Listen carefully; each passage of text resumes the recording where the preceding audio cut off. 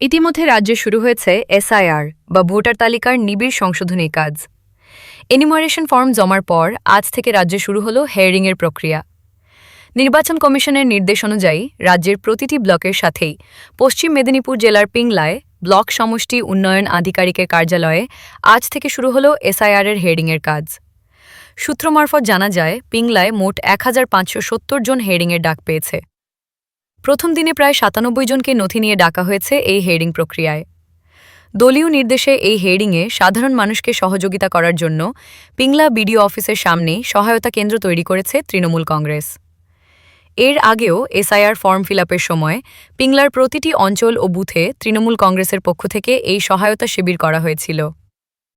পিংলা পঞ্চায়েত সমিতির সভাপতি নিমাই সিং জানান, বিজেপি সরকার এসআইআরের নাম করে সাধারণ মানুষকে চরম হয়রানি ও হেনস্থা করছে। একজনও যোগ্য ভোটার যাতে বাদ না যায়, তার জন্য আমরা সহায়তা কেন্দ্রের মাধ্যমে সাধারণ মানুষকে পরিষেবা দিচ্ছি।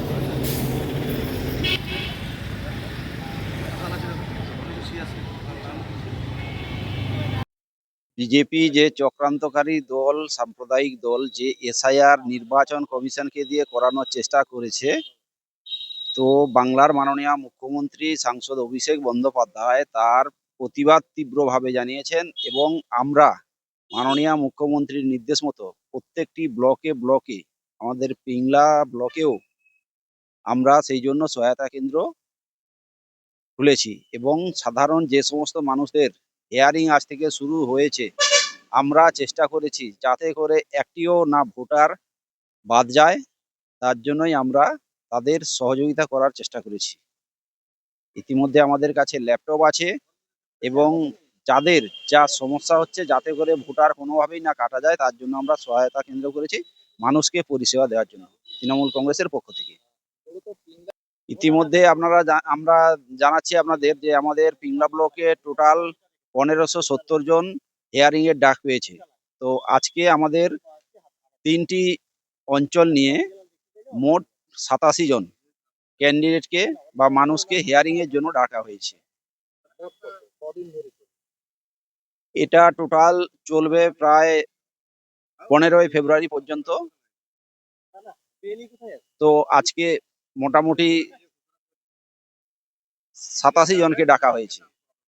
বিরোধীদের চক্রান্ত বিরোধীরা করবে, কিন্তু তৃণমূল কংগ্রেস যতদিন আছে একটিও ভোটার বাদ যাওয়ার পক্ষে নয়।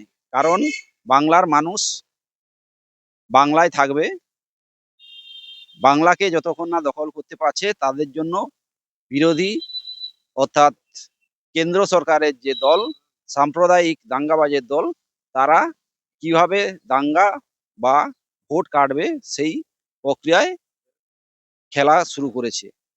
আপনারা জানেন ইতিমধ্যে আসাম থেকে, মহারাষ্ট্র থেকে, বিহার, এরকম বিভিন্ন জায়গায় চক্রান্ত করে জেতার চেষ্টা করেছে এবং তারা জিতেছে।